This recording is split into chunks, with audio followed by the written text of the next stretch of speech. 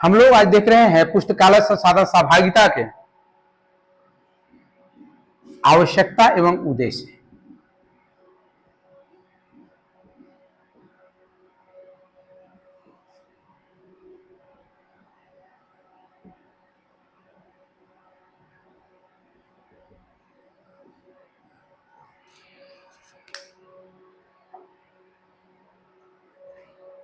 इसका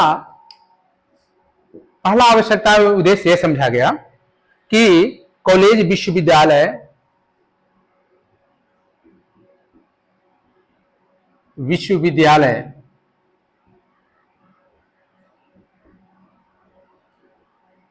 कॉलेज विश्वविद्यालय या अन्य संस्थान का आपस में जुड़ाव कैसे होगा। हम इंटरनेट के माध्यम से जुड़ाव कर रहे हैं तो इसमें क्या होगा, मान लीजिए ये सिंबल जो है विश्वविद्यालय का है और ये सिंबल जो है कॉलेजों का है जिसके लाइब्रेरी हैं। अब ये कॉलेज और विश्वविद्यालय के जो सिंबल्स हैं, ये जो पुस्तकालय हैं, ये आपस में जुड़े हुए नहीं हैं। जब ये आपस में जुड़े हुए नहीं रहेंगे तो सूचनाएं, इनकी सूचनाएं यहीं तक, इनकी सूचनाएं यहीं तक सीमित रह जाएंगे। तो इनको क्या किया गया कि जोड़ा गया, इनको जोड़ा गया।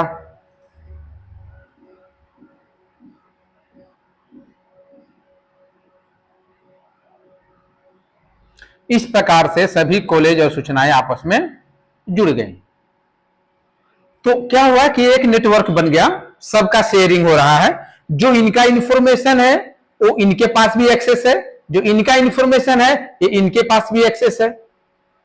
जैसे हमारा टेलीफोनिक एक्सचेंज होता है, टेलीफोन मोबाइल में क्या होता है कि हम लोग सभी जितने भी कंपनियों के सिम्स हैं वो आपस में जुड़े हुए हैं एक नेटवर्क के माध्यम से। आप किसी से किसी कंपनी को फोन कर सकते हैं। अभी हमारा जो नेटवर्क चल रहा है मनी ट्रांसफर का, उसमें क्या करते हैं, गूगल पे हो, फोन पे हो, भीम ऐप हो, दुनिया भर का ऐप है, वो हम लोग किसी से किसी को ट्रांसफर कर देते हैं, ले लेते हैं, रिसीव कर लेते हैं।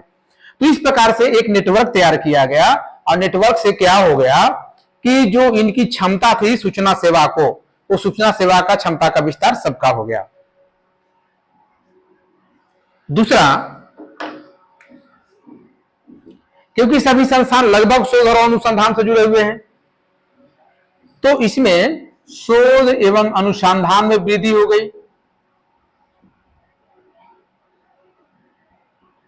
अनुसंधान सेवा में वृद्धि।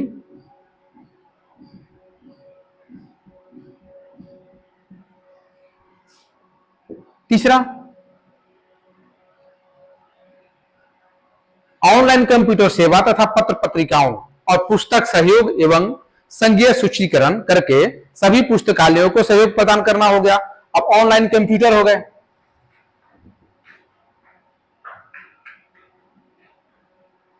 इनके माध्यम से जो भी पत्र पत्रिकाएं थी,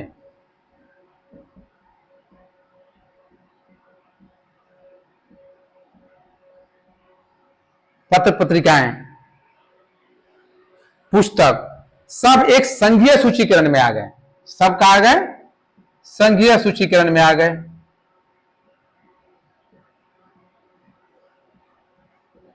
सब लिस्टेड हो गए, एक जगह सेंट्रलाइज हो गए। इसके लिए भी किया गया। तो इसके लिए क्या किया गया, संघीय सूचीकरण का निर्माण किया गया। एक संघीय सूचीकरण होगा जो सबके यहां होगा, सभी विश्वविद्यालय कॉलेजों के लाइब्रेरी में। पांचवा, छोटे पुस्तकालयों, छोटे या विभागीय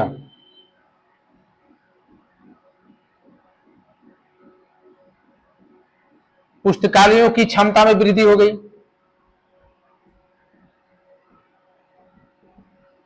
या हो जाएंगी, इनका मानना यह था। छठा, इलेक्ट्रॉनिक माध्यमों से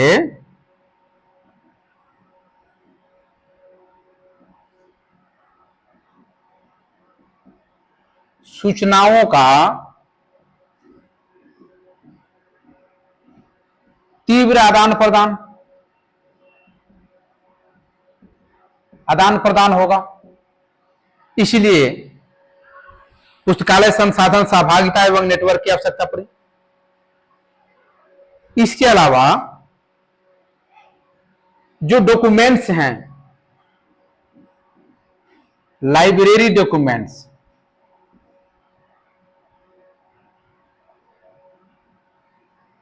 जो लाइब्रेरी डॉक्यूमेंट्स हैं उनका भी शेयरिंग आसान हो गया, उनको तेजी से साझा किया जा सकता है।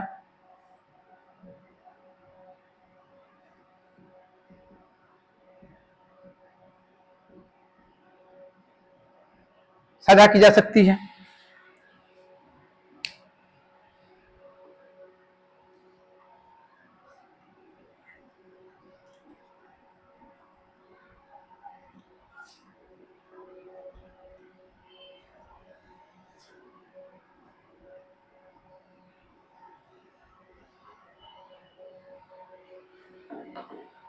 अब संसाधन सहभागिता क्या क्या सेवाएं प्रदान करती हैं उसको देखते हैं।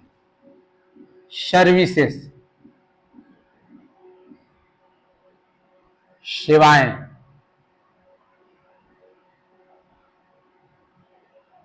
सर्विसेज सेवाएं।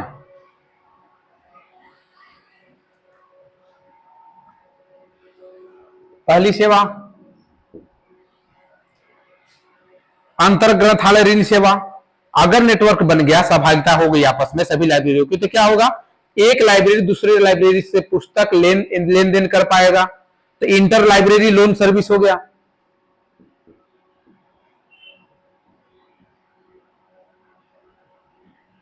लोन मतलब कौन सा लोन? पैसे का लेन देन नहीं, किताबों का, सूचनाओं का।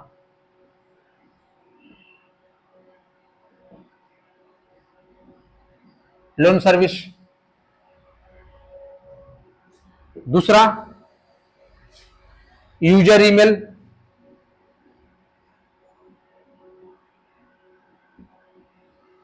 जो उपयोगकर्ता हैं उनका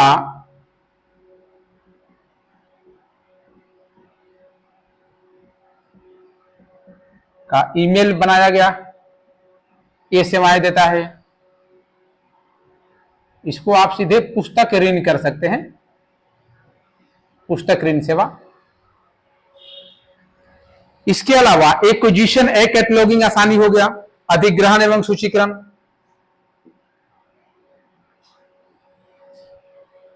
एक्विजिशन एंड कैटलॉगिंग,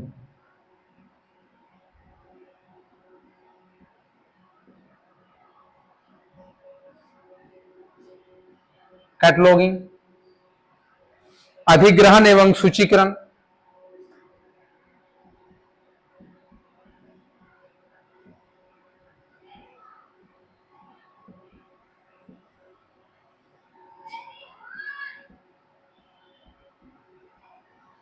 एक काम में तीव्रता, ये सेवा दी जाती है। कर्मचारी प्रबंधन, जिसको आप लोग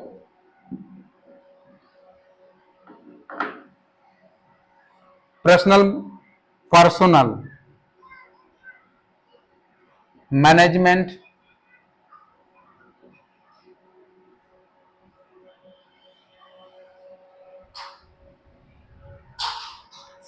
एंड ट्रेनिंग, दोनों चीजें। अगर हमारे पास कहीं इस लाइब्रेरी में लाइब्रेरियन ज्यादा है, जहां अभी कस्टमर कम है, तो आप क्या कर सकते हैं कि वहां से दूसरे जगह से आप लाइब्रेरियन को बुला करके आप ये सेवा दे सकते हैं। एक मिनट, थोड़ा मैं लाइट ये कर लूं, लगता है लाइट से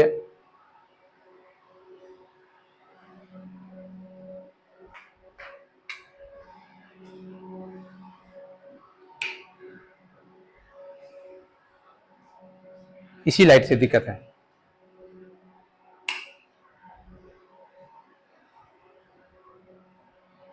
तो पर्सनल मैनेजमेंट एंड ट्रेनिंग, इनको ट्रेनिंग भी मिलेगा और यहाँ प्रबंधन भी हो पाएगा, कम अधिक को बैलेंस किया जा सकता है। इसके बाद इंफॉर्मेशन सर्विसेज, फास्ट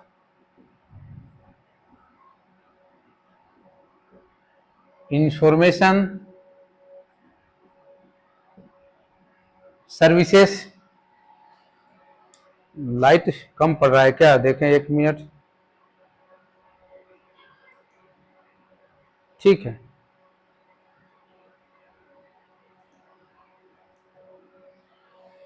इसके बाद ट्रांसलेशन सेवा, अनुवाद,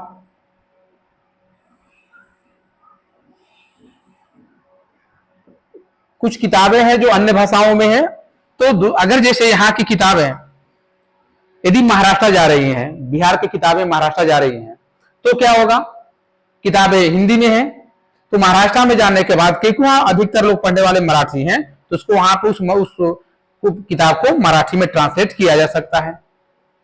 इसके बाद है डेवलपमेंट ऑफ स्पेशल कलेक्शन, कुछ विशेष कलेक्शन किए जा सकते हैं।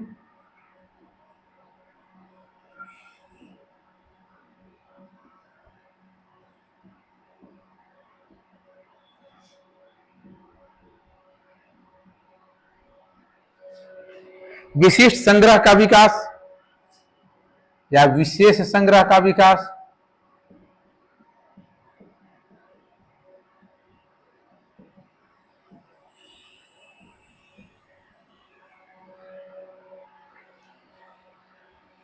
इस प्रकार से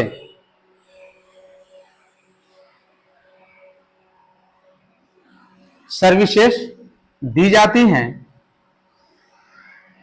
कोऑपरेटिव लाइब्रेरी में।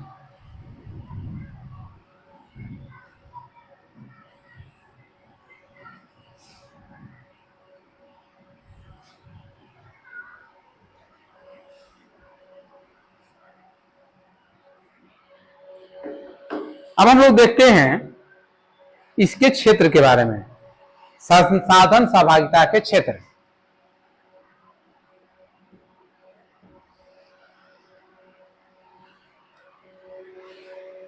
तो क्षेत्र में हम लोग देखते हैं, पहला है पाठ सामग्री के क्षेत्रों में संसाधन सहभागिता। किन किन क्षेत्रों में सहभागिता होगी,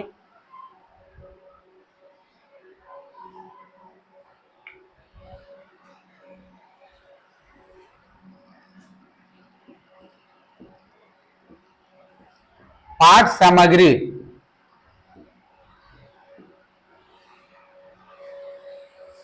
बस सीधा लिखते हैं कि क्षेत्र में संसाधन सहभागिता। दूसरा मानव संसाधन के क्षेत्र में,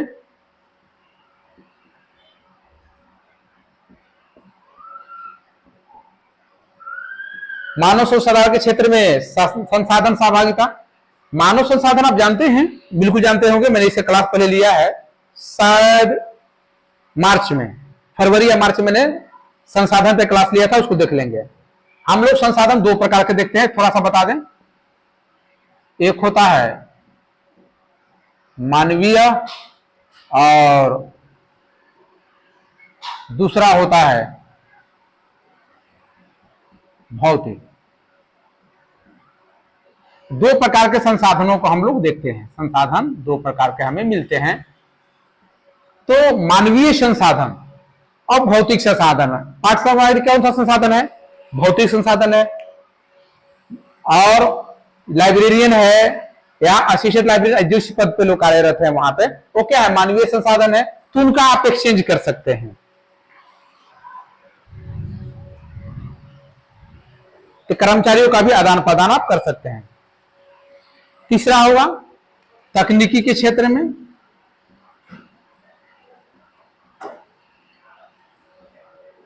तकनीकी के क्षेत्र में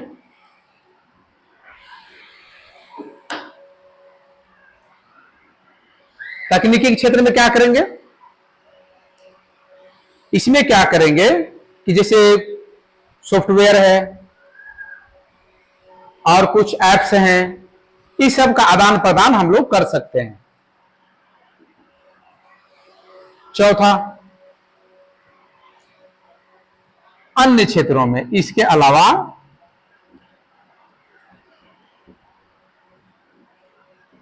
अन्य क्षेत्रों में संसाधन सहभागिता हम लोग कर सकते हैं।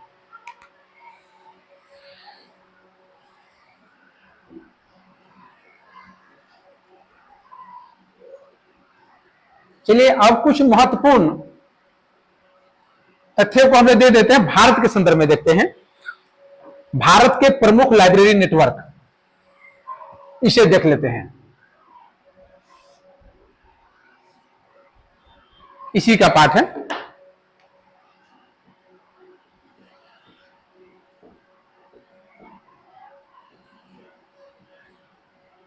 प्रमुख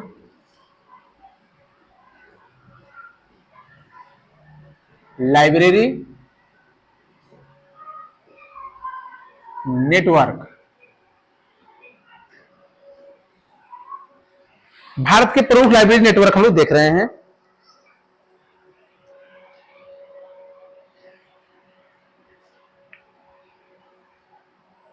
जिसे पहला है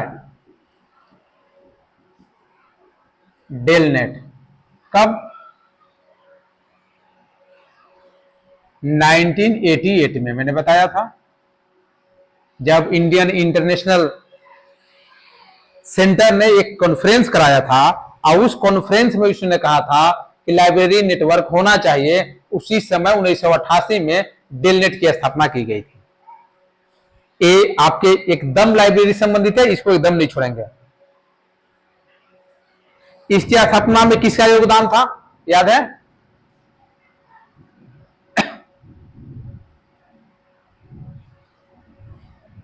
स्थापना में योगदान किसका था? बताए थे, निशट, NISSAT। इसका फुल फॉर्म मैंने आपको बताया था पिछले क्लास में, उसको देख लेंगे। ठीक है, निशट का फुल फॉर्म बताए थे, फिर से बता दें। चलिए फिर से बता देते हैं।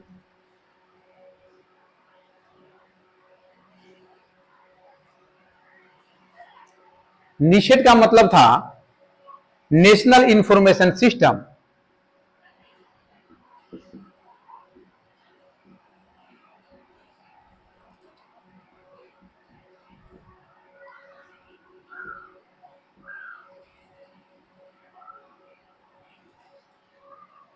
National information system for science and technology.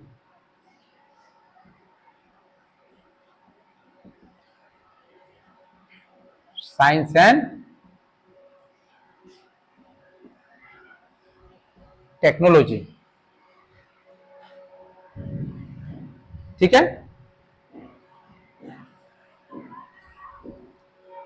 Science, यहां पे एन नहीं होगा, एंड होगा, क्योंकि इसका भी इसने उठाया है फुल फॉर्म, एंड टेक्नोलॉजी। निशट, निशट की स्थापना कब हुई थी? निशट की स्थापना हुई थी 1977 में, याद रखेंगे। अब आसान है, 77 में निशट की स्थापना हुई, 1988 में डबल एट, निशट में 77, डेलनेट में 88। इसने रिकमेंड किया कि भाई डेलनेट जरूरी है, लाइब्रेरी के लिए नेटवर्क जरूरी है। इसकी स्थापना हुई थी। इसके बाद दूसरा में आया, पहला में डेलनेट, दूसरा में आया कैलिबनेट।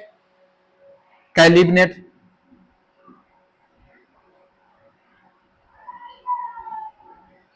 कैलिबनेट, कैलिबनेट का क्या फुल फॉर्म है? Kolkata library network. कलकत्ता, कोलकाता नहीं।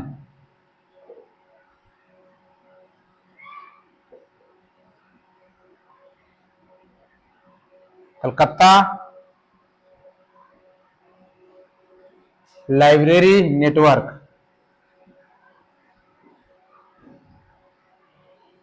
Calcutta library network. इसकी स्थापना कब हुई थी? 1986 में। कहां हुई थी? कलकत्ता लाइब्रेरी नेटवर्क, तो कलकत्ता में ही हुआ है।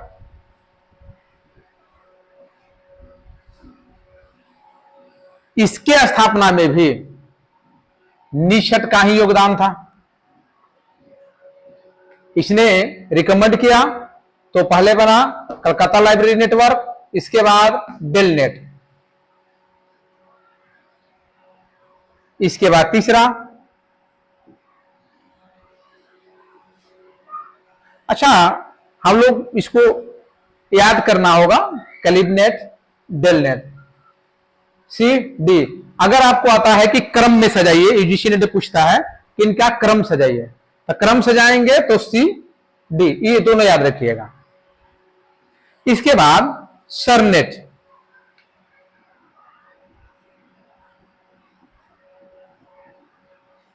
सरनेट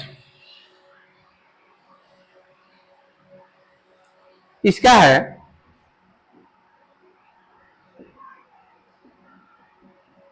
साइंटिफिक, एक मिनट, इसका थोड़ा सा मैं भूल जा रहा हूं, साइंटिफिक एंड आर्ट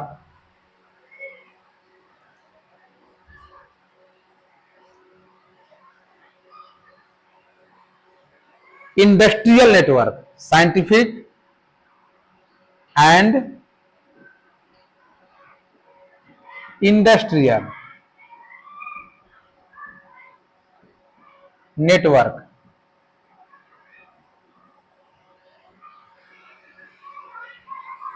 इसकी स्थापना 1990 में हुई थी,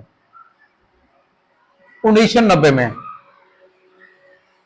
1990 में औद्योगिक विकास के लिए, सूचनाओं का औद्योगिक विकास में मदद के लिए सरनेट की स्थापना हुई थी।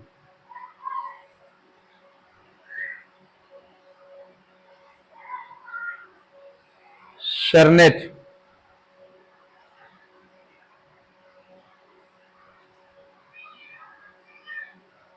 चलिए आगे चलते हैं। इसके बाद इंडोनेट की स्थापना हुई थी। इंडोनेट, अच्छा, सरनेट की स्थापना क्यों की गई थी? सरनेट की स्थापना की गई थी वैज्ञानिक और प्रौद्योगिकी सूचना परिषद को नेटवर्क से आपस में जोड़ने के लिए, क्योंकि इंडस्ट्रियल से संबंधित था, साइंटिफिक एंड इंडस्ट्रियल से संबंधित है, उसको जोड़ने के लिए। इंडोनेट, इंडोनेट जो है वो उसका किया गया था कंप्यूटर आधारित, इसको भारत में कंप्यूटर आधारित नेटवर्क के लिए,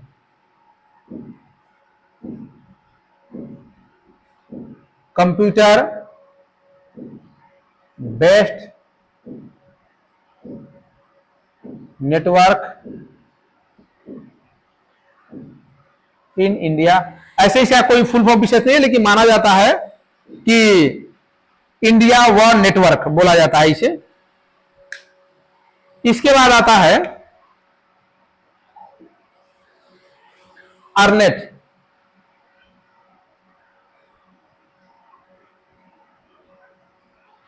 अर्नेट,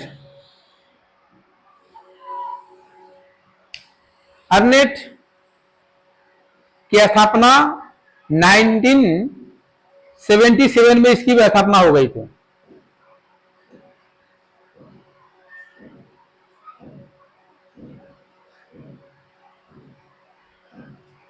अर्नेट, अर्नेट 97 ही है शायद, हाँ 97 में।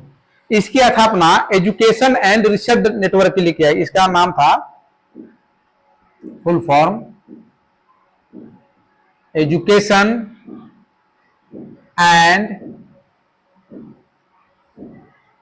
रिसर्च नेटवर्क,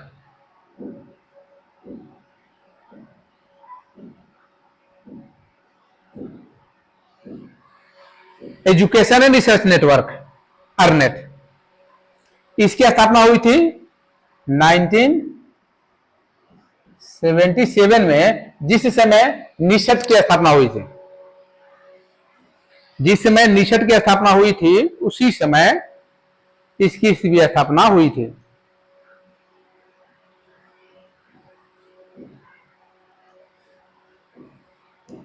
इसके बाद इनफ्लिबनेट,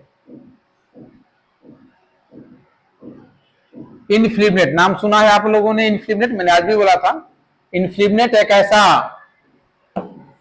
रिजर्व, ऐसा सॉफ्टवेयर है, नेटवर्क है, जो रिसर्च थीसिस पे को जो है कंजर्व करने का काम करता है, और उसके लिए उसने बनाया था, इनफ्लिबनेट ने, शोध Ganga.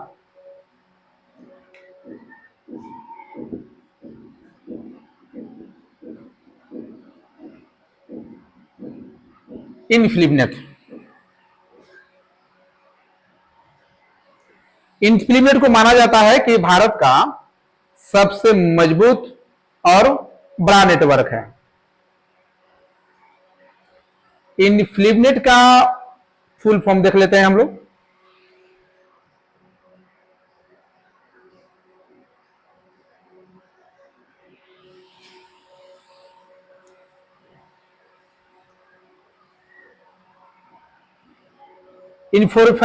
Information and library network.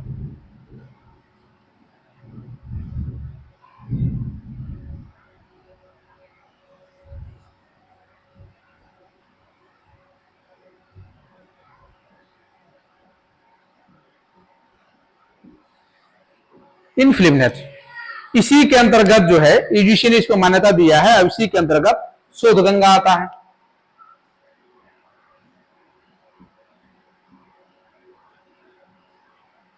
शोध गंगा, शोध गंगोत्री,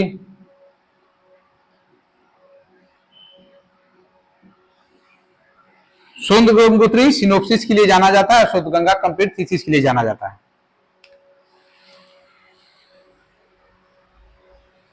एक कंजर्व करके रखता है।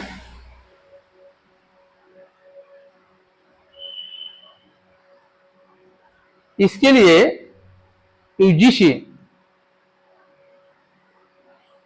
इसकी भी स्थापना 1988 में हुई थी, 1988 में, जिसमें डेलनेट की स्थापना हुई थी।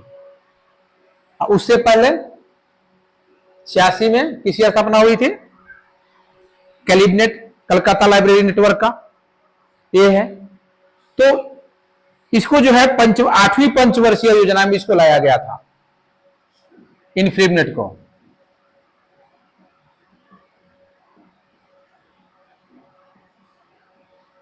आठवीं पंचवर्षीय योजना के अंतर्गत आया था।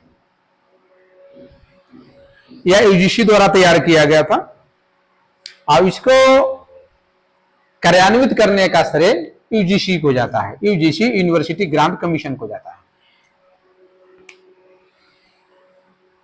इस प्रकार से भारत में लाइब्रेरी नेटवर्क की स्थापना हुई, और इन लाइब्रेरी नेटवर्क के माध्यम से शिक्षा एवं शोध में बहुत जबरदस्त विकास हुआ, बहुत जबरदस्त, बहुत फास्ट। इसी के माध्यम, इन्हीं सब के माध्यम से हम लोग आज वैश्विक स्तर पर अपनी एक शोध में पहचान बनाए हुए हैं।